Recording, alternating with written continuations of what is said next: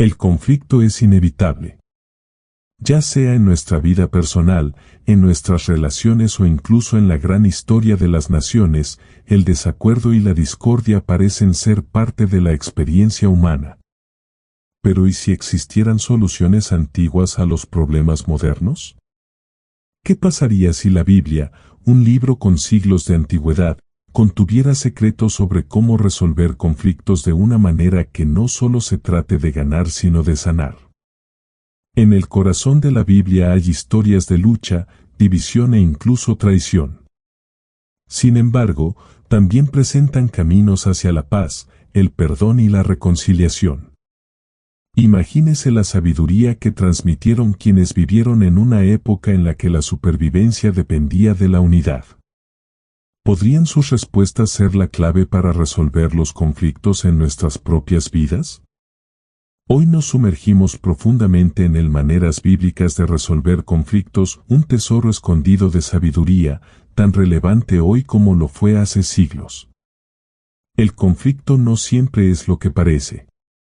A primera vista, parece ser una batalla entre dos bandos opuestos, dos personas, dos grupos, dos ideas trabadas en una lucha por el dominio. Pero la Biblia revela una verdad más profunda. El conflicto no comienza con palabras dichas con ira o con acciones tomadas apresuradamente. Comienza en el corazón.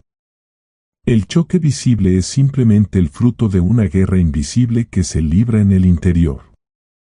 Santiago 4, 1, 2 habla de este campo de batalla oculto y pregunta, ¿qué es lo que causa peleas y riñas entre vosotros?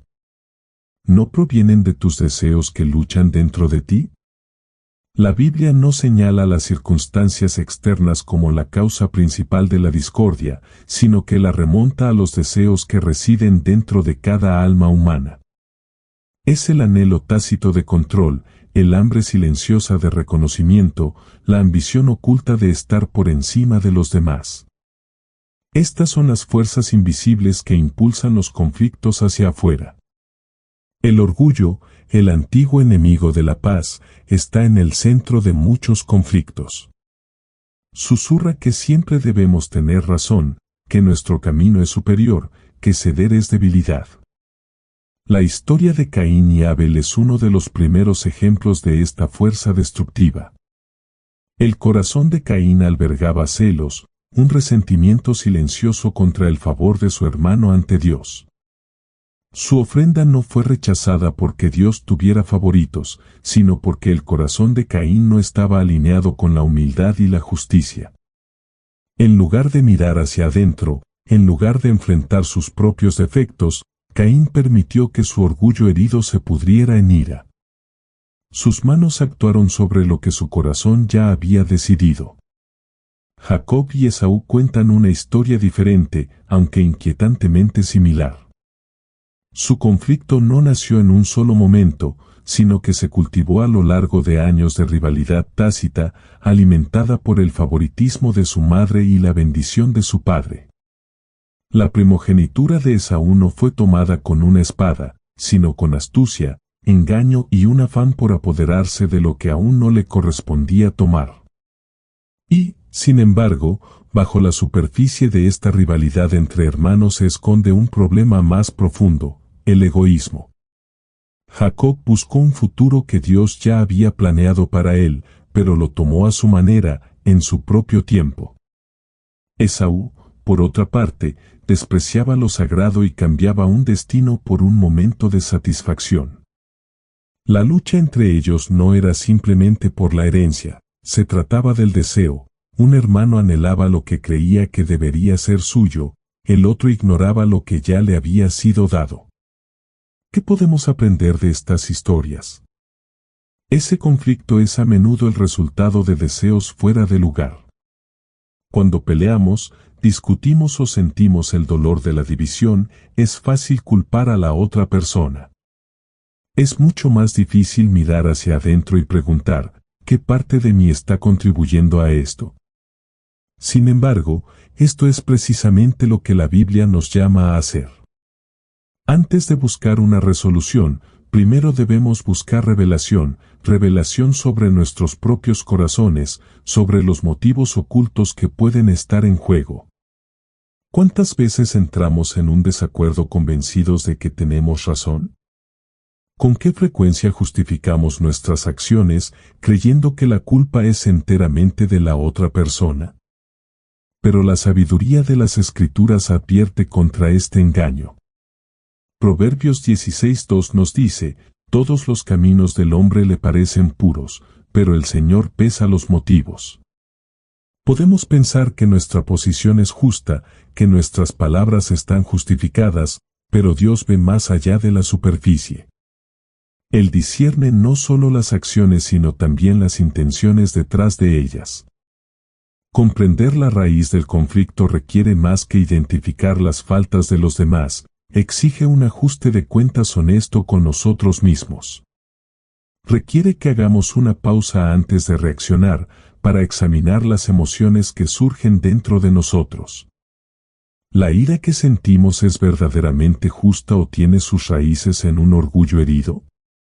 ¿El argumento que insistimos en ganar tiene que ver realmente con la verdad o se trata de demostrar nuestra superioridad? ¿Es nuestro silencio ante el conflicto una forma de paz o es una forma pasiva de aferrarnos al resentimiento?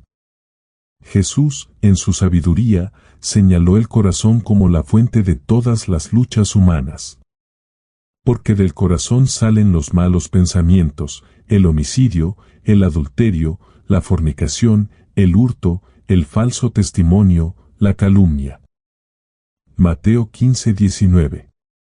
Estas palabras nos recuerdan que todo acto externo comienza con una condición interna. Si deseamos resolver conflictos, primero debemos resolver las guerras dentro de nuestras propias almas. Y, sin embargo, la autorreflexión por sí sola no es suficiente. El reconocimiento debe ir seguido de la rendición.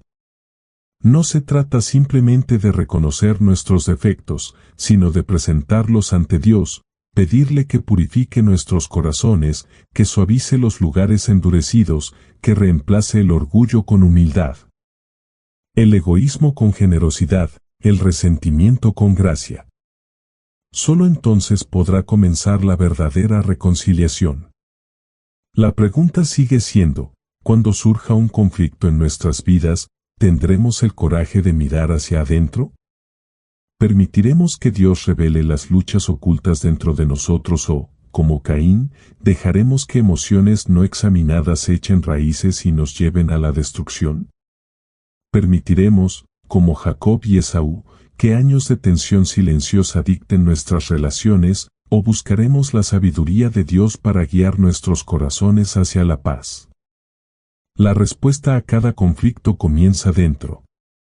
La primera batalla siempre se pelea en el corazón. El corazón humano anhela ser comprendido.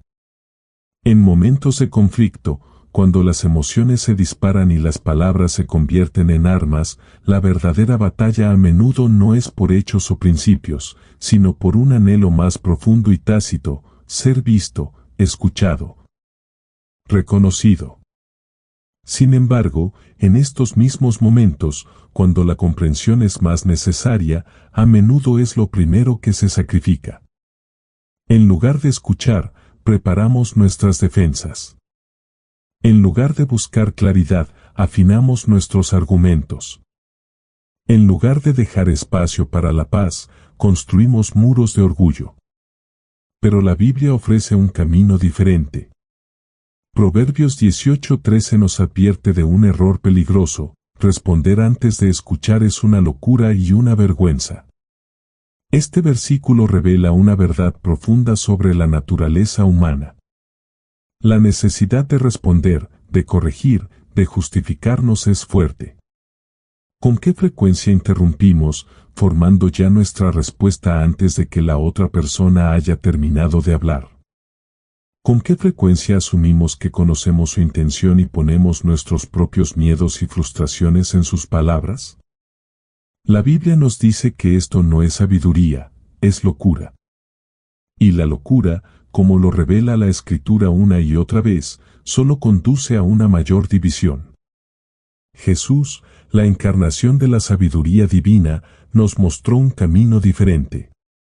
Su encuentro con la mujer samaritana junto al pozo no fue simplemente una conversación, fue una clase magistral sobre el poder de escuchar. Esta mujer era una marginada, rechazada por la sociedad y que cargaba con el peso de su pasado. Muchos la habrían juzgado, condenado y desestimado. Pero Jesús no lo hizo. Él no la recibió con una dura reprimenda, ni ignoró su dolor. En cambio, escuchó. Hizo preguntas. Él le permitió hablar, revelar su corazón. Y al hacerlo, Él la condujo a la verdad, no mediante la fuerza, sino mediante la comprensión. ¿Qué pasaría si abordáramos nuestros conflictos de la misma manera? Si en lugar de buscar ganar la discusión, buscáramos comprender el corazón de la persona que tenemos ante nosotros? Muy a menudo, la ira no se debe realmente a las palabras pronunciadas en un momento, sino a las heridas que quedan sin sanar. Una respuesta dura suele ser una máscara para un dolor más profundo. Una postura defensiva suele ser el resultado de traiciones pasadas. Cuando no escuchamos, no logramos ver a la persona más allá del conflicto. Y cuando no vemos, no amamos como Cristo ordenó. Sin embargo, escuchar no se trata simplemente de escuchar palabras, se trata de percibir lo que no se dice. Jesús no solo escuchó las palabras de la mujer samaritana, Él entendió sus necesidades. Vio más allá de sus defensas inmediatas y llegó a lo más profundo de su alma. Él no descartó su pecado ni ignoró la verdad. Pero Él lo reveló con gracia.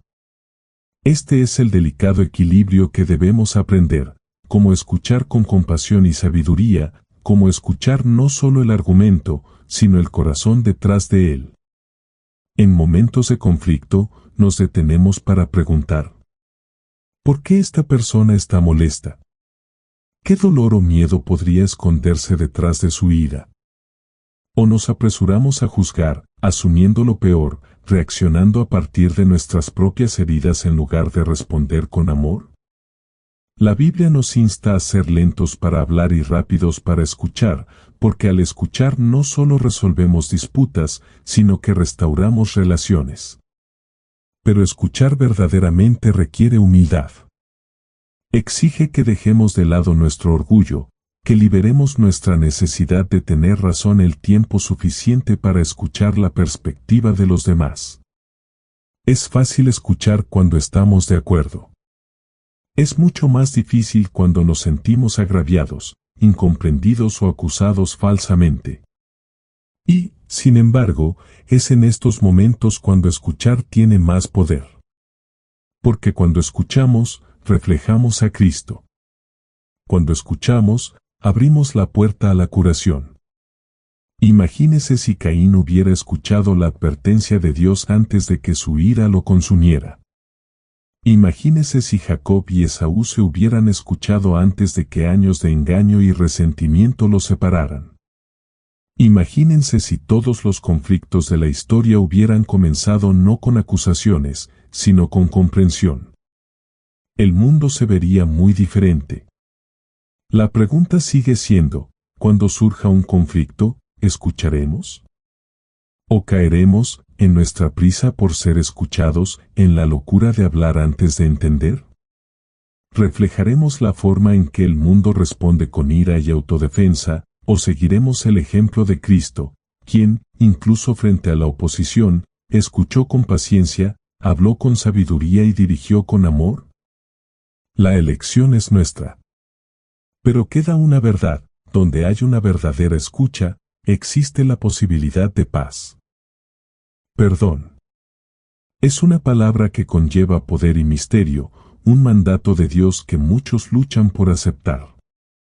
Perdonar no es simplemente pronunciar palabras de absolución, es liberar un peso tan pesado que ata el alma con cadenas invisibles. Y, sin embargo, en medio del conflicto, el perdón es a menudo el camino más difícil de recorrer. Es más fácil aferrarse al resentimiento, repetir la ofensa una y otra vez en la mente, justificar la ira como algo merecido. Pero, ¿qué se logra realmente con esto? ¿Trae paz? ¿O construye una prisión de amargura dentro del corazón? Pedro, uno de los discípulos más cercanos de Jesús, una vez hizo una pregunta que permanece en la mente de muchos: Señor, ¿cuántas veces perdonaré a mi hermano o hermana que peca contra mí? ¿Hasta 7 veces? Mateo 18:21. Quizás Pedro pensó que estaba siendo generoso, creyendo que 7 actos de perdón serían más que suficientes para satisfacer las expectativas divinas. Pero la respuesta de Jesús hizo añicos el razonamiento humano: os lo digo, no 7 veces, sino 77 veces. ¿Qué quiso decir Jesús con esto? Seguramente no estaba sugiriendo que lleváramos la cuenta, que marcáramos las ofensas hasta llegar a 77 y luego nos negáramos a perdonar las 78. No, Jesús estaba señalando algo mucho más grande, un perdón sin límites, uno que refleja la misericordia de Dios mismo. Porque si contáramos nuestros propios pecados, la lista sería más allá de nuestra comprensión y, sin embargo, Dios nos ofrece gracia sin medida. La parábola del siervo que no perdona, Mateo 18, 23-35, revela la profundidad de esta enseñanza. Un sirviente, agobiado por una deuda impagable, suplica misericordia ante su amo. En un acto de gracia asombrosa, el maestro perdona toda la deuda, borrando lo que nunca podría pagarse. Pero ¿qué hace el sirviente con su nueva libertad? Se dirige a otro que le debe una mera fracción de lo que le fue perdonado y, con el corazón endurecido, le exige el pago. La misma misericordia que recibió, se niega a extenderla. Y por eso está condenado. Esta historia no se trata simplemente de un siervo, se trata de nosotros. Cada vez que retenemos el perdón, nos volvemos como el hombre a quien se le mostró misericordia pero se negó a mostrarla a cambio. Olvidamos que nosotros también hemos estado ante Dios, agobiados por el peso del pecado, suplicando una gracia que no merecíamos. Y, sin embargo, fuimos perdonados.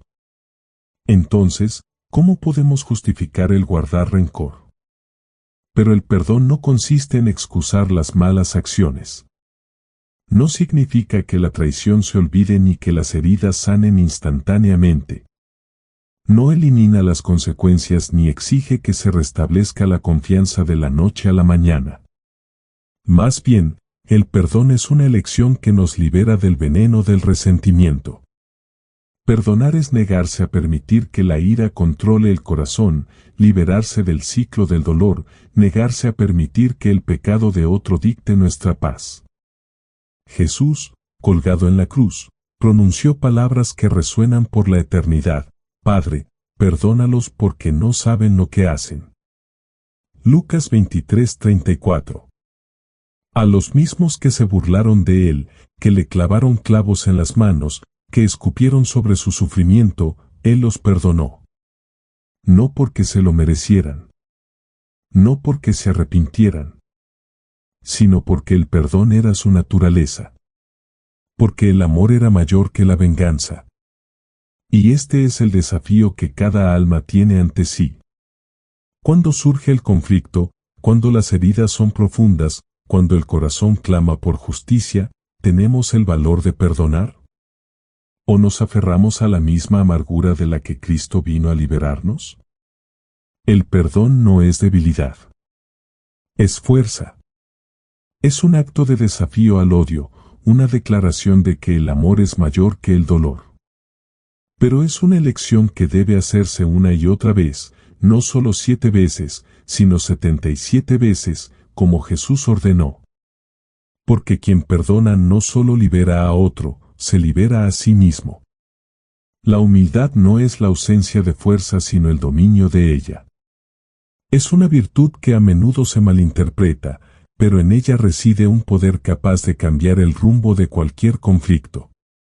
El mundo enseña que el poder se encuentra en el dominio, que la victoria pertenece a aquellos que se niegan a doblegarse. Pero las Escrituras revelan una verdad diferente, un misterio oculto a los orgullosos pero dado a conocer a quienes buscan el corazón de Dios.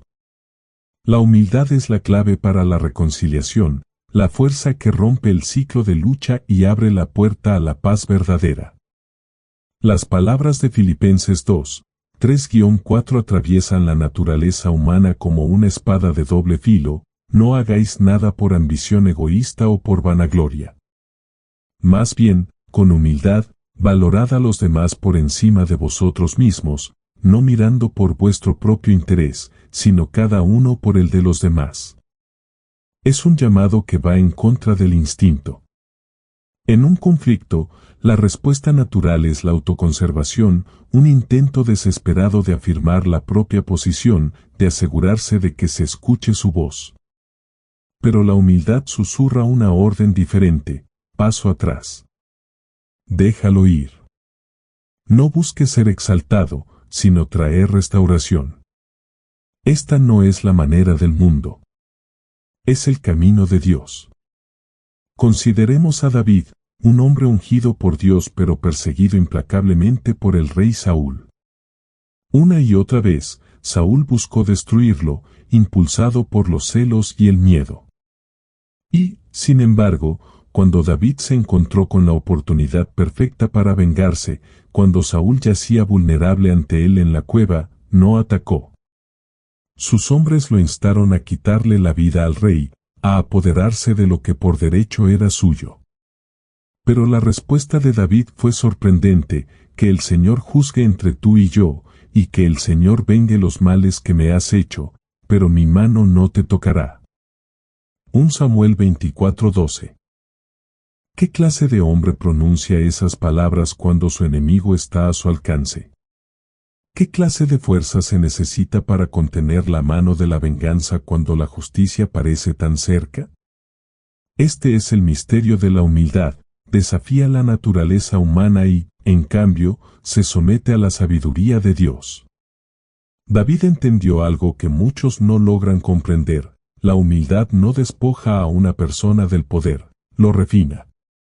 La verdadera fuerza no se encuentra en la represalia sino en la moderación. El mundo ve la humildad como entrega, como debilidad. Pero, en realidad, es la mayor muestra de fuerza interior, porque se necesita mucho más poder para dominar el propio orgullo que para arremeter con ira.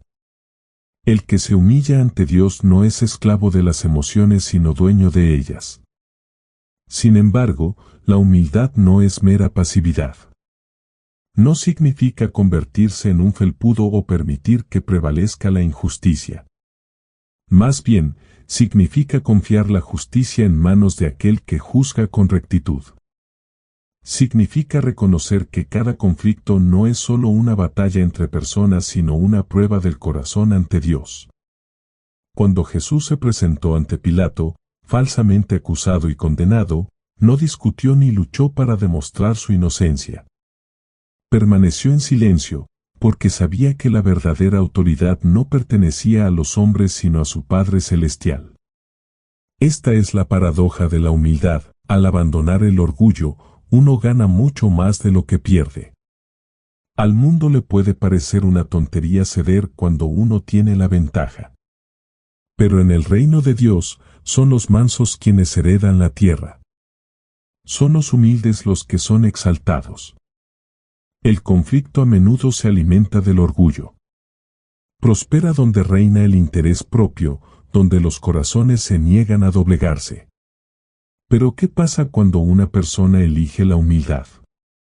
¿Qué sucede cuando, en lugar de exigir tener razón, buscan comprender? Cuando, en lugar de tomar represalias, extienden la paciencia. Se produce un cambio. El fuego de la contienda se ve privado de su combustible. El control del enemigo se afloja. Surge un camino hacia la paz. Sin embargo, la humildad es costosa. Requiere renunciar a la necesidad de ser justificado, liberando el deseo de reconocimiento. Requiere una confianza tan profunda que uno debe creer que Dios tiene el control, incluso cuando otros se aprovechan de su gracia. Pero aquí está la promesa: humillaos delante del Señor, y Él os exaltará. Santiago 4:10. Para el mundo, la humildad parece una derrota. Para Dios, es precisamente lo que conduce a la victoria. Si la humildad es la clave para resolver los conflictos, entonces el orgullo es su mayor obstáculo. El orgullo susurra que ceder es una pérdida. Infla el ego, convenciendo al corazón de que debe defenderse a toda costa. Pero los sabios lo saben mejor. Saben que el que se humilla ante Dios será elevado más alto de lo que jamás podría elevarse. Jesús mismo, el Rey de todos los reyes, se humilló hasta el punto de la muerte.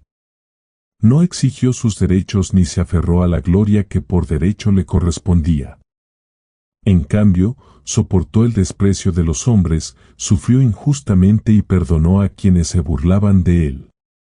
Y porque se humilló a sí mismo, Dios lo exaltó sobre todo. Entonces, cuando surge un conflicto, cuando surge la tentación de defenderse, tomar represalias o exaltarse, debemos plantearnos la pregunta: ¿elegiré el camino del mundo o el camino de Dios? ¿Me aferraré a mi orgullo o me entregaré a la sabiduría de la humildad? La respuesta determina más que el resultado del conflicto. Revela la condición del corazón. Revela si uno realmente confía en la justicia de Dios o si busca tomar la justicia en sus propias manos. Para quienes eligen la humildad, la recompensa es mucho mayor que la victoria momentánea.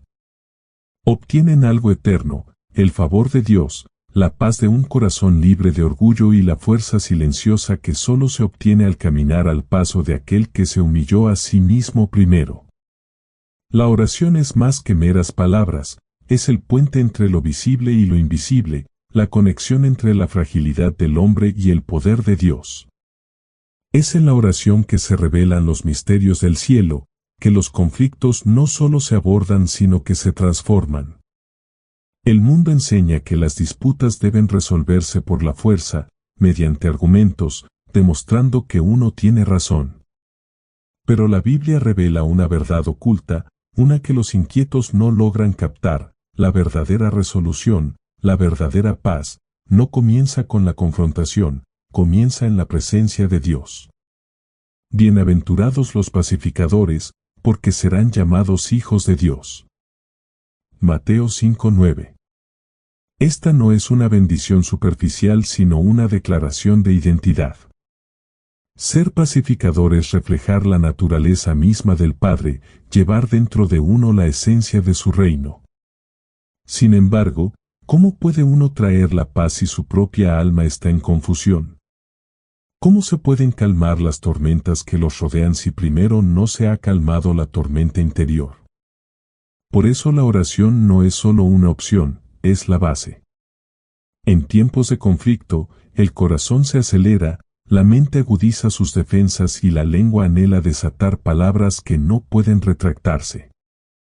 La carne nos insta a actuar inmediatamente, a hablar antes de pensar, a atacar antes de considerar.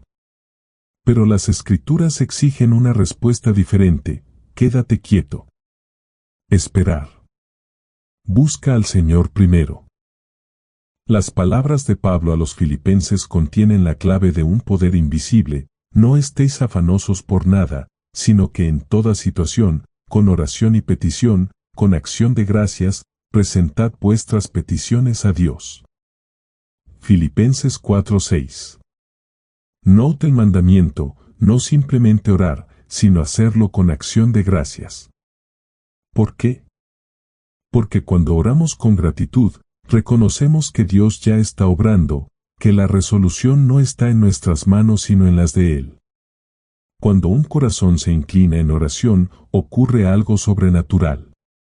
Las cargas que parecían insoportables se vuelven más ligeras. La ira que una vez ardió como el fuego comienza a desvanecerse. Surge una nueva perspectiva, una perspectiva no moldeada por las emociones humanas sino por la sabiduría divina. Y en esta postura de rendición, lo imposible se vuelve posible. Este es el camino que recorrió el mismo Jesús. En el huerto de Getsemaní, mientras el conflicto lo acosaba por todos lados, él no reunió a sus discípulos para luchar. No defendió su caso ante los hombres. Cayó de rodillas y oró. No se haga mi voluntad, sino la tuya. Lucas 22:42. Fue en ese momento de rendición que se ganó la batalla más grande, no en la cruz, no en la tumba vacía, sino en la silenciosa oscuridad donde Jesús eligió la obediencia a la resistencia, la confianza al miedo. Y entonces, en nuestros propios conflictos, ¿qué pasaría si eligiéramos este mismo camino?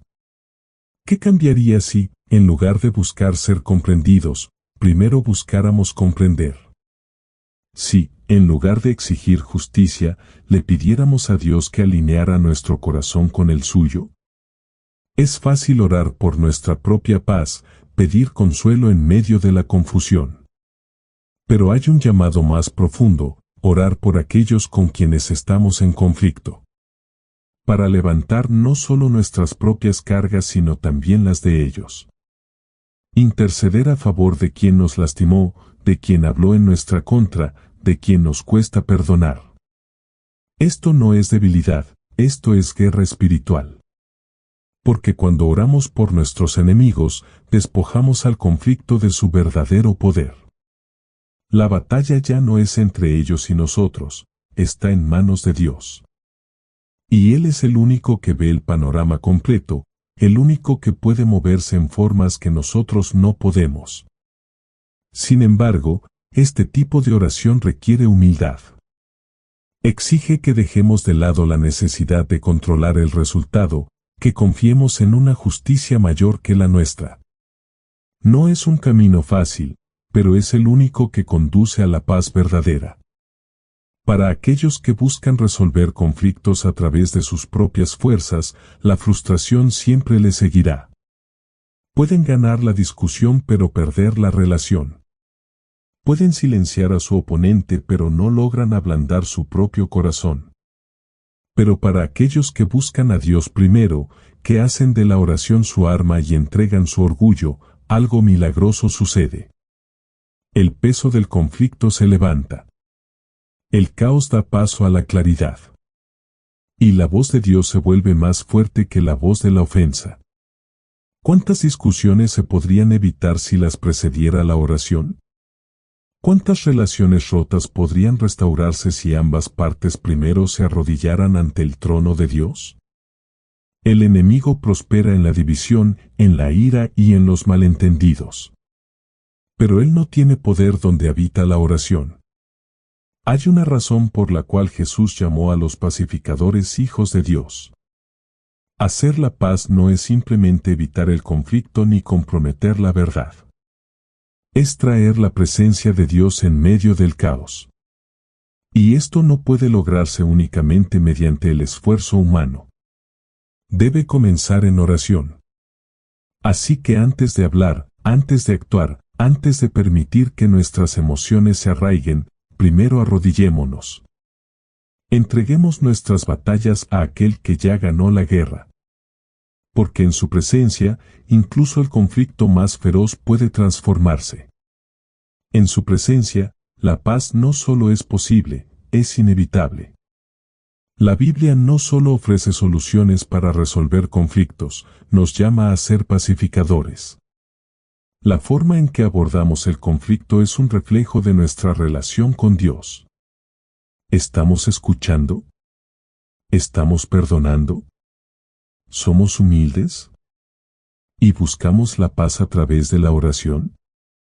Al seguir la sabiduría bíblica para la resolución de conflictos, no solo encontramos paz en nuestros propios corazones, sino que nos convertimos en agentes de reconciliación en el mundo que nos rodea. En una época en la que la división y la discordia son tan frecuentes, el mensaje de paz, perdón y humildad nunca ha sido más relevante. Entonces, mientras enfrentamos los conflictos inevitables en nuestras vidas, recordemos estas verdades eternas y resolvamos ser los pacificadores, los constructores de puentes y los que traigamos sanación al mundo quebrantado que nos rodea.